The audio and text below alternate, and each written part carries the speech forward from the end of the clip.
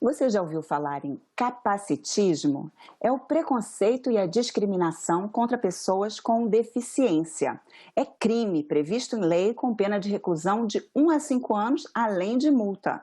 No Cidadania de hoje, nós vamos conversar sobre a discriminação contra autistas, com Diana Serpe, advogada especializada em Direito da Saúde e Educação na defesa de pessoas com deficiência e doenças raras. Olá, Diana, seja bem-vinda ao Cidadania. Muito obrigada por participar aqui com a gente. Quais são as principais queixas de discriminação que você costuma encontrar? As queixas de discriminação são muitas, né? Faz parte do dia a dia, mas o que eu mais escuto são as queixas de discriminação referente à escola, né? Nas escolas ainda a gente tem muitos problemas e as crianças, infelizmente, são vítimas da discriminação. E isso são da parte da própria escola, da instituição em si, ou dos outros alunos e colegas, ou as duas coisas? Tem de tudo um pouco, né? O que a gente encontra muito, que é muito comum, né, são as escolas negarem a matrícula das crianças autistas, e isso é o primeiro passo, né? Porque aí você já bloqueou a entrada da criança. E isso, a negativa de matrícula, normalmente ela é maculada, ela é disfarçada e é muito difícil das famílias conseguirem fazer prova que houve essa negativa para conseguir tomar as providências legais, né? Agora, quando as escolas aceitam as crianças, né, fazem a matrícula, a gente percebe uma série de situações que também se enquadram na discriminação, que é no decorrer do ano, né? Como, por exemplo, aceitam a criança e acham que o simples fato da criança estar na escola já é uma inclusão. E, na verdade, a inclusão vai muito além da criança estar dentro da escola, né? A inclusão dentro da escola, por exemplo, a gente precisa de todas as adaptações necessárias para uma criança com autismo, né? Isso sim é uma inclusão de fato. E tem também o lado das famílias, né, que infelizmente ainda, acredito eu que por falta de informação,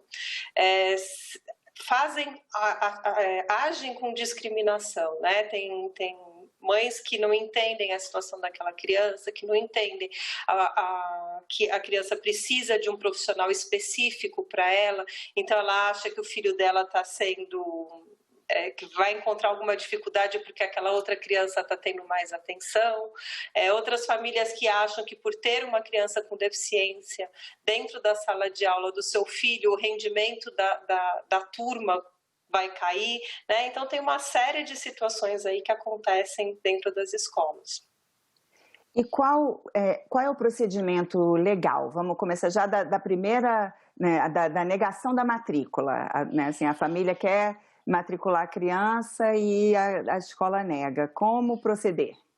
Bom, a primeira coisa é tentar fazer prova, né, para que a gente consiga levar adiante o processo de discriminação. É necessário, é imprescindível que se tenha provas, né? E como que se faz prova? Porque muitas vezes a situação mais corriqueira é a mãe liga para a escola, tem vaga, e aí a criança vai lá para a escola para fazer a matrícula, e quando conta que a criança tem alguma deficiência ou é autista, né? No nosso caso aqui que nós estamos debatendo sobre o autismo, a escola decide que não tem mais vaga para aquela turma, a escola inventa uma desculpa, na verdade, né? Então, o que eu tenho orientado as pessoas a fazer, né? Eu entendo que seja, manda um e-mail para a escola, antes de fazer a visita, se certifica que tem a vaga, pede confirmação, tem vaga para o ano tal, para a turma tal, né? Meu filho tem tantos anos. Então, tenta fazer uma prova de que você está solicitando e que há a vaga, né? Isso já é um caminho andado.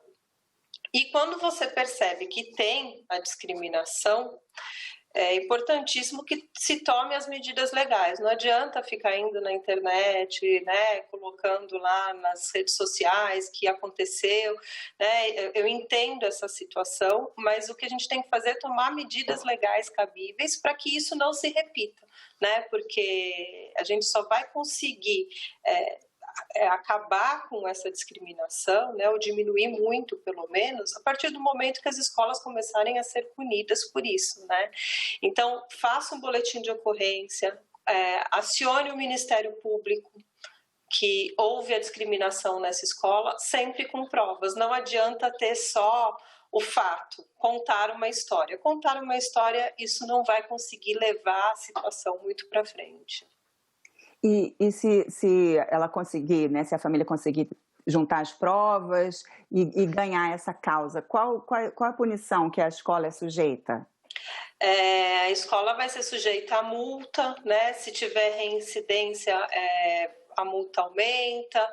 Isso vai depender muito do curso do processo. Então, agora estou atuando em um caso que deve estar para ser sentenciado, de uma mãe que foi fazer a rematrícula do filho, e a escola que o filho já estudava usou diversas artimanhas e acabou não matriculando a criança. Ele só ofertou a data no dia 25, a vaga no dia 25 de janeiro, quando já estava assim na boca do gol realmente para a criança estar matriculada em qualquer escola, né? Eles armaram diversas situações e essa mãe, como já é uma mãe que está mais escaldada, que já sofreu diversas situações, ela conseguiu fazer as provas necessárias para entrar com um processo de indenização contra a escola. Agora, eu já vi até assim em sites para famílias, assim, recomendações que o ideal é sempre tentar conversar com a escola primeiro, para depois entrar na justiça. Quando chega nesse ponto assim de entrar na justiça, às vezes as famílias ficam também preocupadas assim, se a criança for matriculada, que ela vai encontrar dificuldades ainda maiores, né? Assim, já foi tão difícil entrar, às vezes ela quer até ganhar a causa para evitar reincidência, mas vai procurar outra escola, né? Não, na maioria dos casos as crianças acabam nem ficando nessas escolas, né? Porque é o simples fato de não querer a criança, a escola já demonstra um completo despreparo para dar um atendimento pedagógico, inclusive de qualidade, né? Quando a gente fala de autismo, a gente tem que pensar na escola como um ambiente social para a criança aprender as ferramentas da vida social, né? E para poder, logicamente, né, aprender pedagogicamente o que a escola tem a oferecer. Então, é um conjunto de coisas que são muito importantes, né? Agora, o autismo, né, hoje é considerado, classificado um espectro, né? Então, dentro desse espectro tem vários níveis de capacidade, de inteligência, de forma de aprender. E desde alguns que têm muita dificuldade de comunicação, as escolas estão preparadas para fazer a inclusão dessas pessoas, de fazer as adaptações, de fazer como você falou, a inclusão, tanto a inclusão social, como de adaptar os conteúdos para uma forma que elas consigam aprender? A grande maioria não, pelos relatos que eu tenho diariamente, né? Principalmente agora nessa fase de aula remota, o caos foi instaurado, né? O que eu acho até que essa fase das aulas remotas, a médio prazo, né, quando as aulas forem retomadas, isso vai ser positivo para a inclusão social, porque as famílias estão percebendo que as escolas não estão realmente preparadas para os filhos delas, né? Então, recentemente eu tive uma mãe que me procurou numa rede social e o que ela me contou foi: meu filho ia muito bem na escola, gostava muito da escola e sempre trataram ele com muito carinho. E agora eu percebi nas aulas remotas que a única coisa que estavam fazendo por ele era tratá-lo com muito carinho.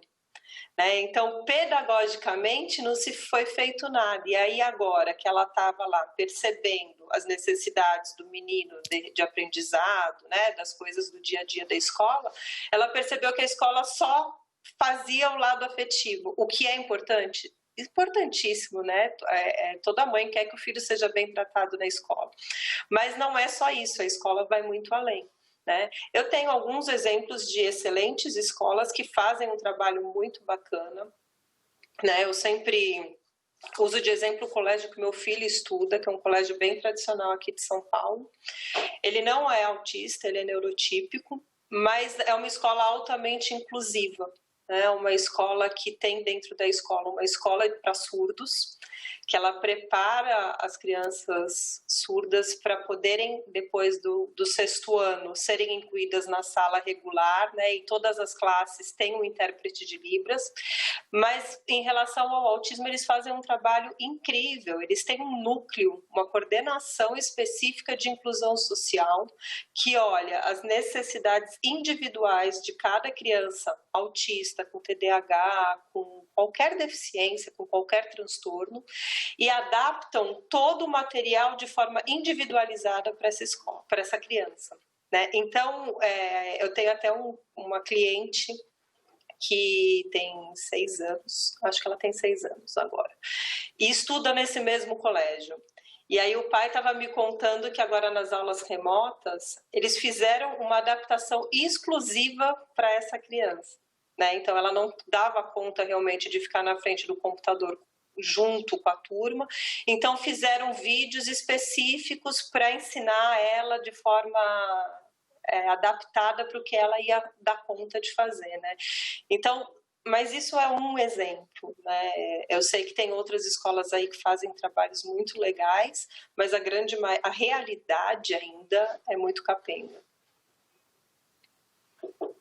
E como os pais podem exigir que isso seja melhorado? Até nesse exemplo que você citou, né, da mãe que agora que está acompanhando, né, como o filho está em casa, ao lado dela, percebeu que não estão fazendo as adaptações necessárias. Como que ela pode pressionar a escola? Né, como advogada, eu vejo sempre que tudo tem que ser documentado, né? Então não adianta só ir lá e conversar com a professora e com a coordenadora. Mande por escrito, mande e-mail, documente o seu pedido, pondere todas as situações, né? E deixe tudo registrado, porque o intuito, obviamente, como você já disse, né, não é sempre entrar com um processo judicial. O processo judicial tem que ser a última alternativa depois que você tentou todas as outras situações, né? Mas, se for o caso, você precisa estar documentada, né? Então, eu acho que a conversa é sempre muito importante. Tem escolas abertas. O que eu percebo muito é que nem sempre é só má vontade da escola. A escola não está preparada, a escola muitas vezes não sabe do que nós estamos falando, né? Ela acha aquilo completamente fora da realidade, porque ela não tem profissionais capacitados para isso, né? E é isso que tem que mudar.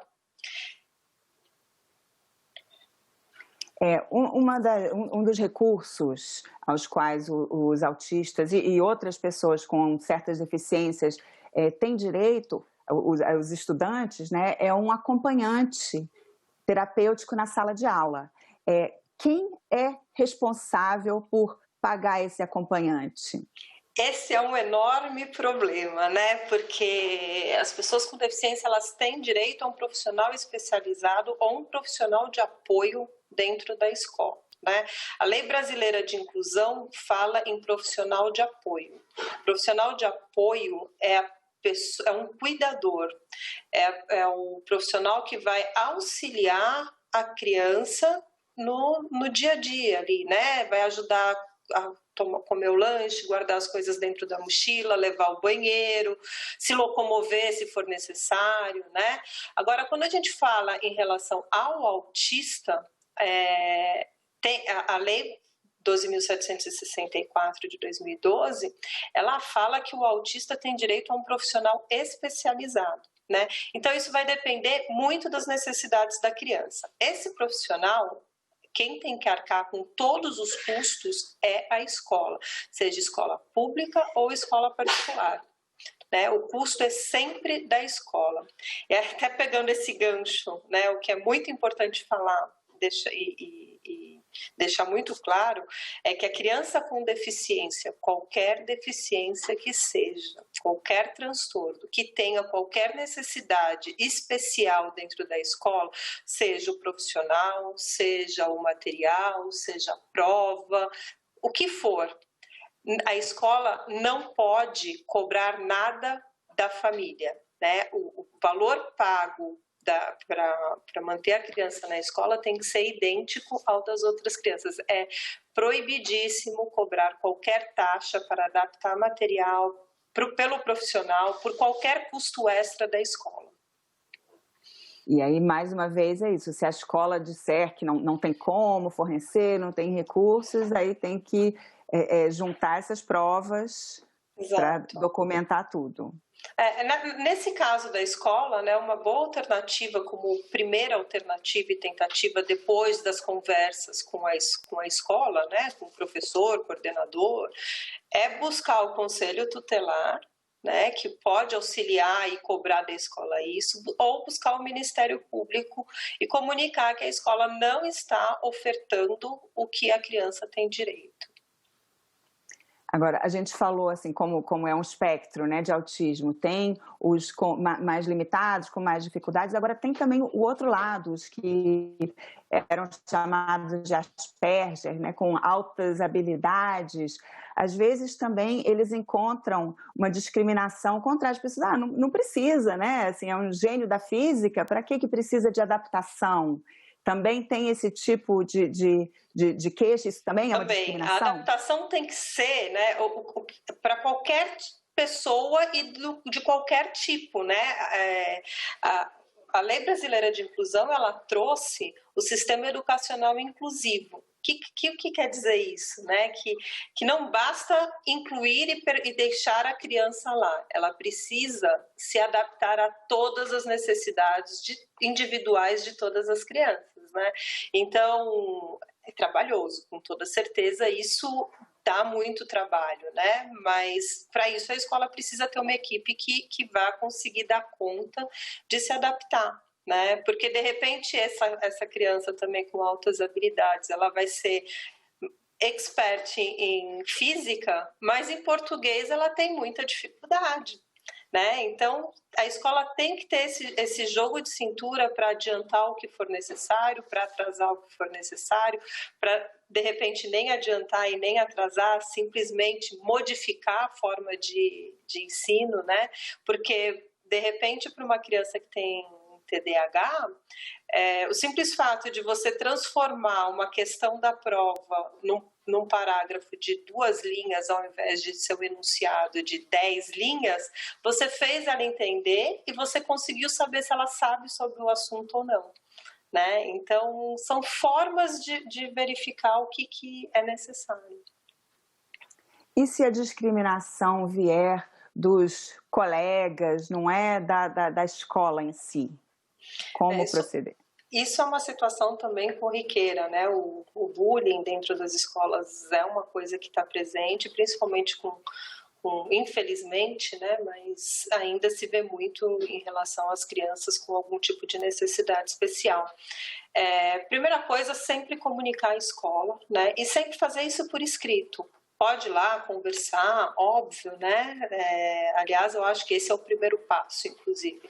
Mas o segundo é deixar muito claro por escrito toda a situação e ter o feedback da escola por escrito também do que vai ser feito, de como vai se proceder, né? Se a família foi chamada, não foi chamada. E se permanecer, pode-se fazer o boletim de ocorrência da mesma forma. E a escola pode ser envolvida mesmo se não acontecer dentro da escola, se acontecer nas redes sociais ou alguma outra, convidou a turma inteira para uma festa, um aniversário, menos aquela criança, se não tem ligação direta com a escola, mas são pessoas da escola, também é interessante Eu entendo que sim, embora a escola não tenha responsabilidade direta pelo que acontece fora da escola, a escola pode ser uma excelente intermediadora da situação, né? Porque acontece externamente, porém o início da história começa internamente na escola, né? Então a origem é na escola. Quando a discriminação é feita por meios de comunicação, né, e internet, a multa, ou melhor, a pena pode chegar a 5 anos, enquanto que se for presencial é de 1 a 3, né? essa distinção. Tem um aumento de pena, sim, né? E isso é para evitar essas situações que também acontecem na rede social. O que eu acho que as pessoas têm que entender definitivamente, né, é que piada tem que ter graça para todo mundo.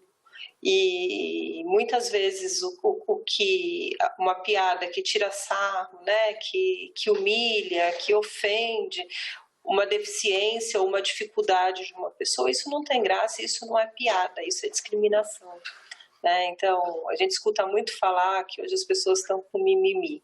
Isso não é mimimi, isso é respeito, né? Porque na hora que a pessoa está sozinha em casa, ela está sofrendo com aquilo.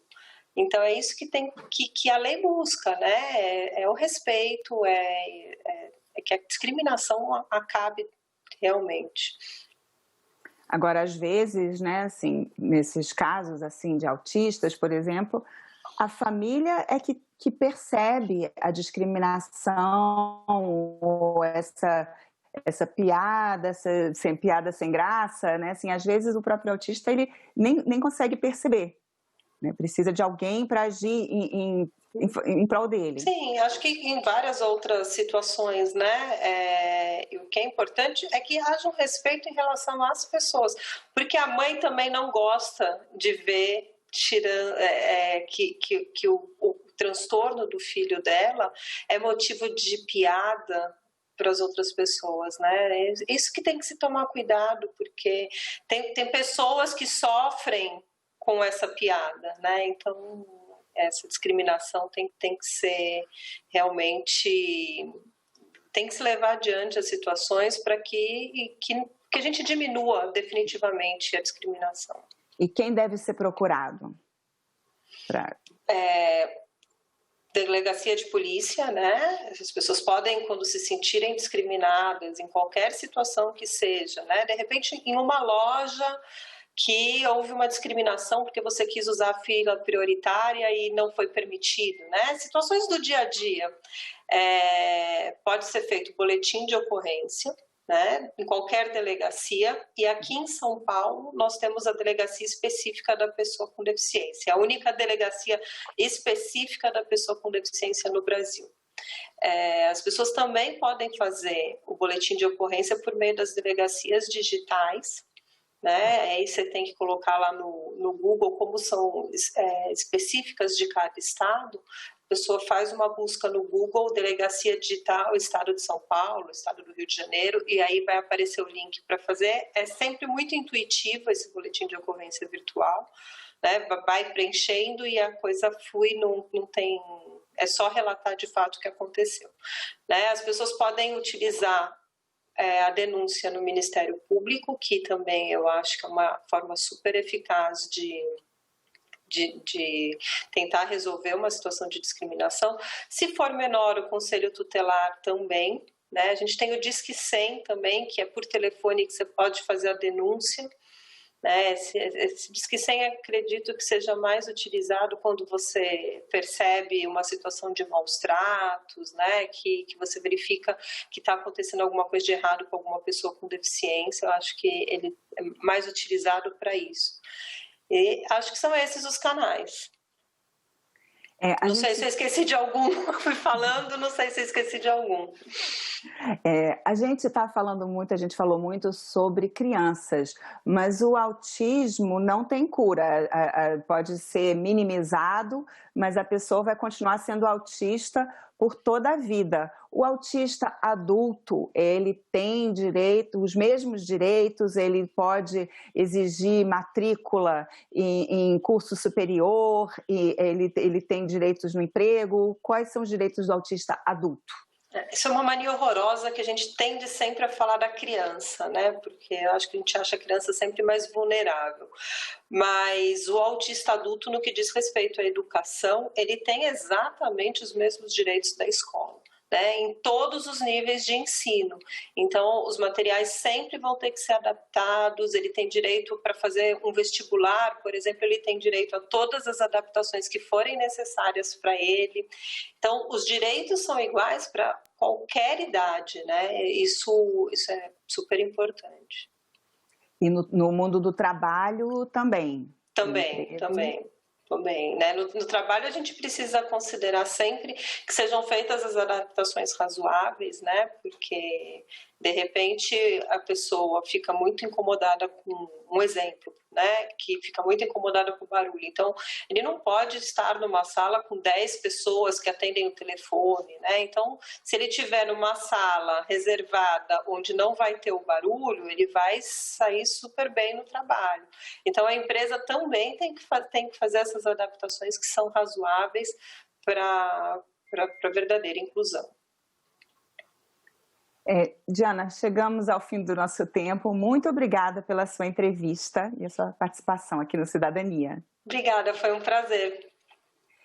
Esse programa já está disponível na internet, no site da TV Senado e também no nosso canal no YouTube. Se você tiver algum comentário ou sugestão, entre em contato com a ouvidoria no site do Senado também.